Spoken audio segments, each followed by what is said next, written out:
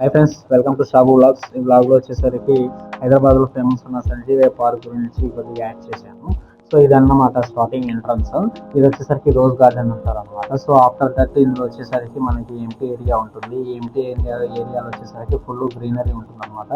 మనకేంటంటే ఇంట్రెస్ట్ ఉన్న వాళ్ళు ఇలా రీల్స్ కానీ అలా ఇన్స్టాగ్రామ్లో స్టోరీస్ కానీ అలాగైతే చాలా అట్రాక్టివ్ ఉంటుంది ప్లేస్. సో తర్వాత కిడ్స్ సెక్షన్ ఉంటుంది, ప్లేయింగ్ ఏరియా. ఈ ప్లేయింగ్ ఏరియాలో వచ్చేసరికి పెడల్స్ కానీ ఇలా స్ప్రింగ్స్ కానీ సో అలాగే హ్యాంగింగ్ అయ్యేవి కానీ ట్రయాంగిల్స్ కానీ ఉంటాయి. ప్లస్ అలాగే డైనోసర్ అడ్వెంచర్స్ ఏరియా లాగా ఉంటుంది అనమాట. సో ఇది కూడా పిల్లలకి చాలా అట్రాక్టివ్ ఉంటుంది. లైక్ మనం కూడా ఫ్యామిలీతో కూడా హాఫ్ డే అనేది పిక్నిక్ లాగా అక్కడ ఏమైనా ప్రిపేర్ చేసుకునేది అక్కడ టైం స్పెండ్ చేయొచ్చు అనమాట. సో ఈ సంజయ్ పార్క్ నార్మల్గానే బిగ్ పార్క్ అనమాట. ఇది డిఫరెంట్ ఏరియాస్ ఉంటాయి. అందులో ఈ బటర్ఫ్లై ఏరియా ఒకటి. బటర్ఫ్లై గార్డెన్ వచ్చేసరికి ఇందులో బటర్ఫ్లైస్ ఉంటాయి. బట్ మన ఇండియన్ టైంలో అయితే ఏం లేవు.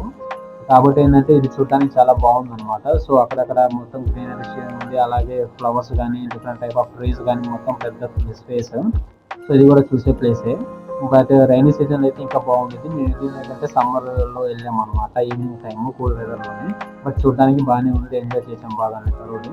సో నెక్స్ట్ ఏరియా వచ్చేసరికి ఇది ఫ్లయింగ్ ఏరియా అనమాట. Thank you for watching this video. Thank you friends.